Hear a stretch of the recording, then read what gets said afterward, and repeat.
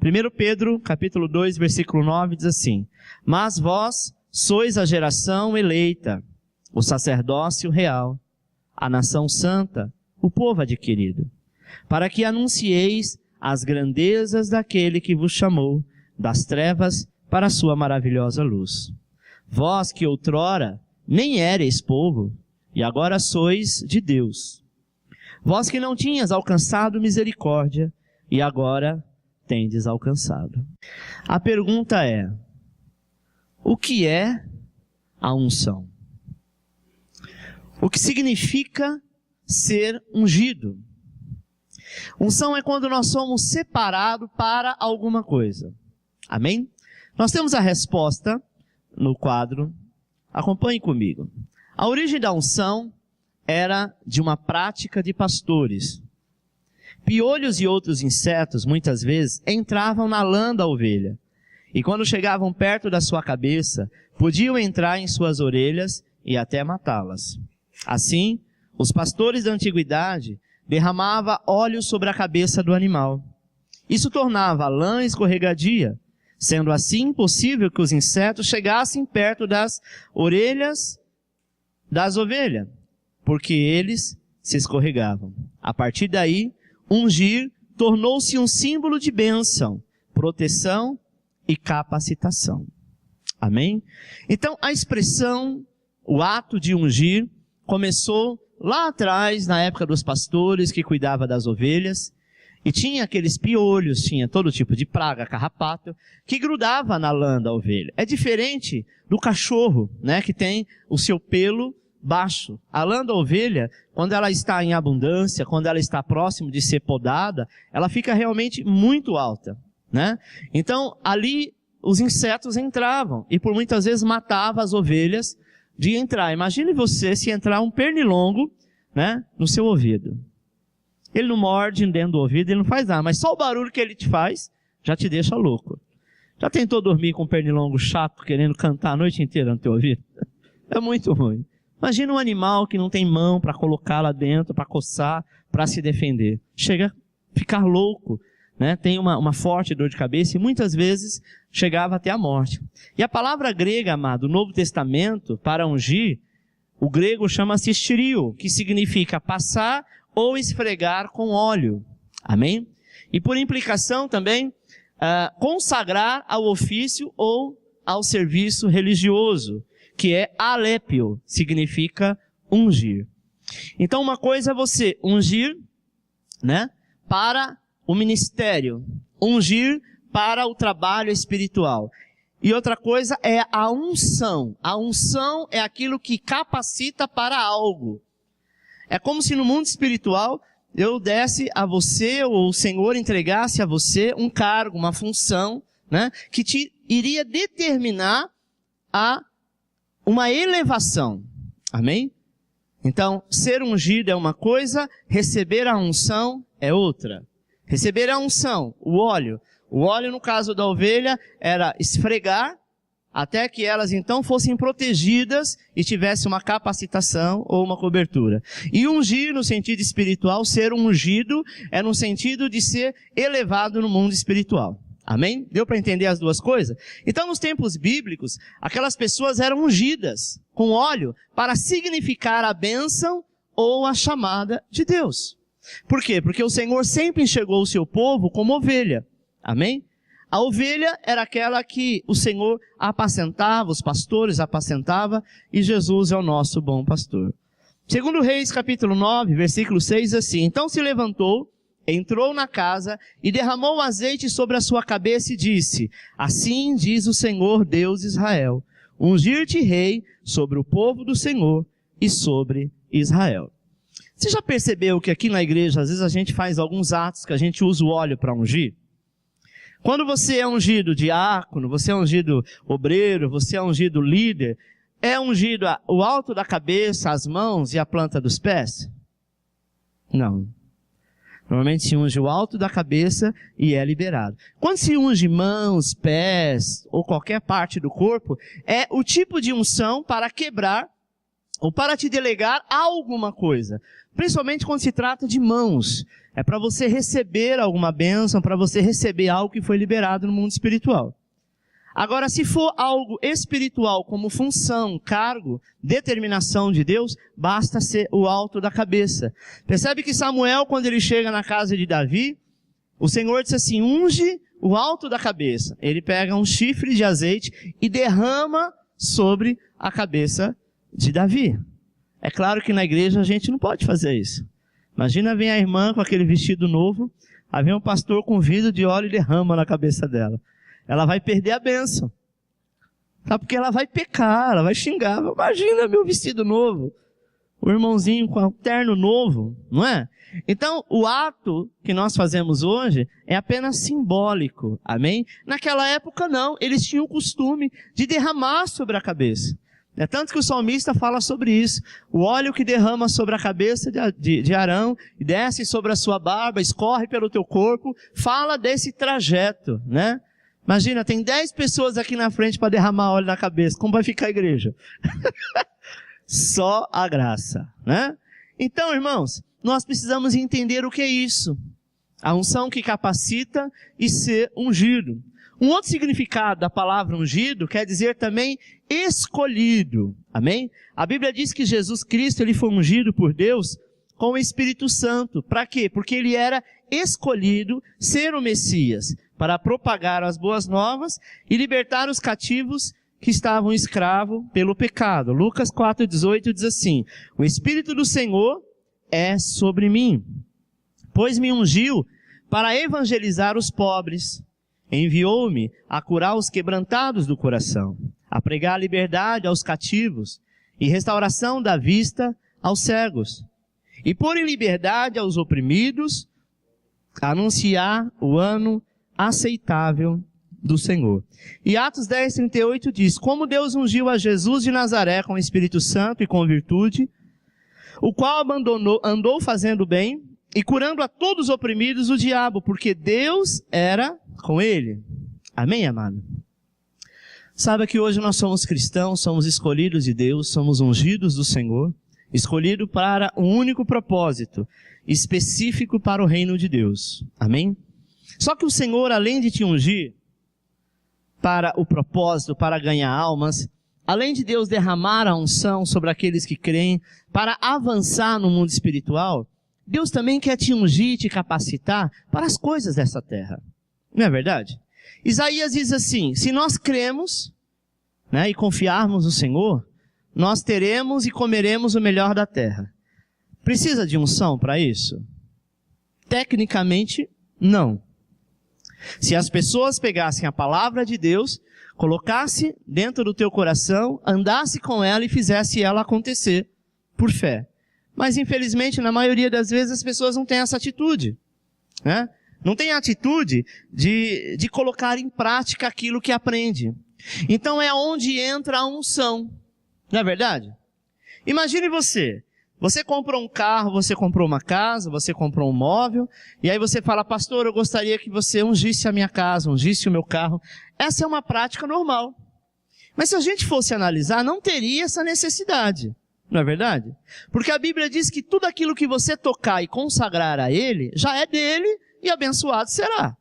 Não é verdade? Mas nós precisamos de algo visível no mundo espiritual. Nós, por muitas vezes, precisamos de um empurrão, sabe? De algo que nos leva a andar, nos leva a ter uma dinâmica diferente, a quebrar paradigma. Então nós conciliamos isso com a unção. E com isso as pessoas falam, bom, agora meu carro é ungido, a minha casa é ungida, meu filho foi apresentado no templo, eu sou ungido, né? Então eu estou protegido, como se antes daquela unção não houvesse proteção nenhuma. Que não é verdade. Só que nós temos por natureza de ser tocados. Nós temos por tendência natural de ser movidos, de ter uma palavra de ânimo, isso na nossa vida de modo geral. Então, por isso que a unção é para os que creem. Se você não acreditar, você pode derramar não só um chifre, como aconteceu com Davi, de óleo sobre a cabeça. Pode derramar um tambor inteiro. A pessoa não tem fé naquilo, não acredita, aquilo não vai levá-la a ser impulsionada. Amém? Não vai. Pelo contrário, ela vai estar sempre parada. 2 Coríntios 1, 21 diz assim: mas aquele que nos confirma convosco em Cristo e nos ungiu é Deus, que também nos selou e nos deu o penhor do Espírito no nosso coração. Ou seja, Deus na pessoa de Jesus Cristo é que já nos ungiu, é que já nos capacitou. Percebe que Jesus, quando ele faz os milagres, ele curou vários cegos, mas teve um cego que ele fez um negócio diferente. Vocês lembram qual que é? Chegou um cego diante dele, ele faz o quê? Ele cospe no chão, faz um lodo de barro e coloca no olho do cego. E não disse para o cego: a partir de agora você vai enxergar com esse lodo. Ele fala o quê? Vá até o tanque e lave. Quando ele foi até o tanque, lavou e tirou aquele barro do olho, o Senhor disse assim: o que você está enxergando? Ele diz: eu estou vendo assim como árvores que andam. Ou seja, ele queria dizer que estava tudo meio nublado, meio turvo, mas que ele já estava enxergando alguma coisa. Você percebe que o processo que Jesus agiu com essa pessoa foi diferente das outras? Diferente do cego Bartimeu. O cego Bartimeu começou a gritar: Jesus, filho de Davi, tem misericórdia de mim. Ele manda chamar o cego já tinha uma posição de vencedor e não de derrotado. O cego, ele já larga a capa, ele abandona aquela capa dizendo: eu não vou mais usar isso aqui, porque se Jesus me chamou, ele vai mudar a minha história. Sabe, irmão, Deus tem chamado tantas pessoas, ungido e capacitado tantas pessoas, e às vezes nós não queremos, continuamos com a nossa velha capa. A velha calça desbotada ou coisa assim, não é? Mas o Senhor quer que nós nos libertamos disso. Ele já abriu a porta, Ele já ungiu, Ele já nos capacitou e disse: vai, avança, creia. Mas com aquele homem ele teve que ser diferente. E a única passagem bíblica que Jesus relata isso, que ele precisa usar o barro, algo da terra, algo natural da natureza, para tocar em alguém e o milagre acontecer. Hoje em dia, poucos Bartimeus estão no nosso meio. A maioria são cegos que precisam de barro no olho. Precisa ser tocado. Mas nem por isso o Senhor despreza. O importante é que você creia, ou na unção, ou apenas na palavra, ou no derramar do óleo, ou no tocar. Porque quando isso entra em contato com o seu corpo, com a sua natureza humana, milagrosamente você vive o que é de Deus. Número 1. Ungiu a Davi. A Bíblia diz que ele estava no meio das ovelhas. Quando Samuel vai até a casa dele, e disse assim para o pai dele, para Jessé: olha, Deus mandou vir aqui porque existe um rei no meio dos seus filhos. E rei naquela época eram os guerreiros. Todos os irmãos de Davi tinham um porte físico grande. Eram os bombados de hoje, sabe? Os malhados. Só que naquela época não tinha remédio nenhum para ficar bombado. É porque eles eram fortes mesmo. O pai apresenta todos os filhos. E Samuel ficou esperando a voz de Deus. Olhava um, o Senhor falava: não é esse. Segundo, não é esse. Até que passaram todos. E Samuel disse assim: eu não vou sair daqui enquanto não encontrá-lo. Ele falou: mas não tem mais ninguém. O único que tem é o Davizinho. Mas Davizinho, rei? Davizinho não é lutador. Davizinho é um menino, ele cuida de ovelha. Eu nem mandei chamar, está lá no pasto, no meio das ovelhas. Aí o Senhor disse assim: mas é ele que eu quero. Eu não olho o tamanho, eu não olho a capacidade de agilidade, né? Eu não olho para se a pessoa é letrado ou se ele é um analfabeto, mas aquele a quem eu escolhi, é esse a quem eu vou ungir. Amém? E ele então unge a Davi, e ele foi cheio entre a sua casa, em meio às suas ovelhas, e é isso que Deus quer fazer conosco. Sabe, irmão? Para que você possa vencer, para que você seja aquele que se tornará o exército de Deus, a força de Deus. Davi, a sua primeira vitória foi contra o gigante. Por quê? Porque ele tinha a unção, ele tinha a capacitação. Davi precisava desta unção? Não. Ele já era ungido naturalmente. Mas ele precisou desta unção para que os seus irmãos pudessem ver. Ele precisou dessa unção para que o próprio pai pudesse ver. Porque assim como Saul foi ungido pelo profeta Samuel, o profeta Samuel também precisava ungir a Davi. Sabe, irmão? Nós, por muitas vezes, cremos, mas tem pessoas do nosso lado que precisa ver o mover. E se precisa ver, o Senhor vai mostrar. Colossenses 3,14 diz assim: e sobre tudo isto, revestivos de amor, que é o vínculo da perfeição, e a paz de Deus, pela qual foste chamado em um corpo, domine o vosso coração e sede agradecido. A palavra de Cristo habite em vós abundantemente, em toda a sabedoria, ensinando-vos e admoestando-vos uns aos outros com salmos, hinos e cânticos espirituais, cantando ao Senhor com graça em vosso coração. E quando fizerem por palavras ou por obras, fazei tudo em nome do Senhor Jesus, dando por ele graça a Deus Pai. Amém?